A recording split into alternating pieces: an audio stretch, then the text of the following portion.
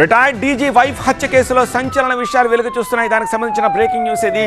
నేపాల్కి సంబంధించి సాహు గ్యాంగ్ దోపిడీని ఆపరేట్ చేసినట్టుగా పోలీసులు గుర్తించారు. ఢిల్లీ జైలు నుంచే స్కెచ్ చేసినట్టుగా గుర్తించారు.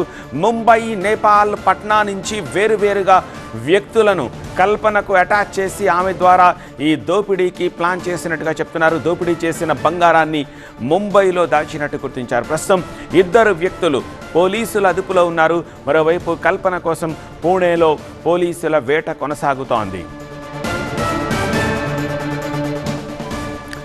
దీనికి సంబంధించి మరింత సమాచారం అందించేందుకు మా ప్రతినిధి విజయ్ ప్రస్తుతం మనకి ఫోన్ లైన్లో అందుబాటులో ఉన్నారు. విజయ్, ఫాస్ట్గానే అవుతున్నట్టుగా దర్యాప్తు, ఒక్కొక్క లింకు బయటపడుతున్నట్టుగా ఉంది. ఏం చెప్తున్నారు పోలీసులు? పోలీసుల ఇన్వెస్టిగేషన్ లో చాలా సంచలన అంశాలు బయటకు వస్తున్నాయి.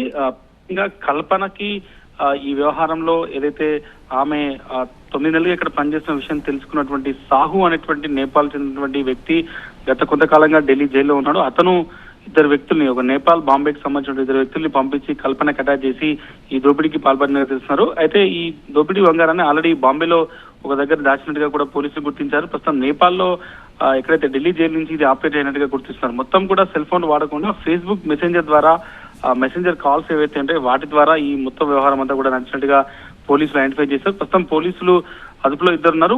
పాట్నాలో ఈమె ఎవరైతే కల్పనకు సంబంధించిన తల్లిదండ్రులంతా కూడా ఇక్కడ పాట్నాలో ఉన్నారు కాబట్టి అక్కడ కూడా పోలీసులు వెళ్ళారు. ఆమెను కూడా పోలీసులు అదుపులోకి తీసుకున్నట్టుగా అయితే తెలిసింది. కానీ అసలు వ్యక్తి సాహు అనేటువంటి వ్యక్తి ప్రస్తుతం ఢిల్లీ జైల్లో ఉండి ఇదంతా కూడా ఆపరేట్ చేసినట్టుగా ఐడెంటిఫై చేశారు. జైల్లోకి సెల్ ఫోన్లు ద్వారా, అంటే డైరెక్ట్ ఫోన్ నెంబర్ ద్వారా కాకుండా ఈ ఫేస్బుక్ మెసెంజర్స్ ఏవైతుంటాయో వాటి ద్వారానే ఈ కాల్స్ నడిపినట్టుగా ఈ కాల్స్ ఆపరేట్ చేసినట్టు అయితే గుర్తించారు.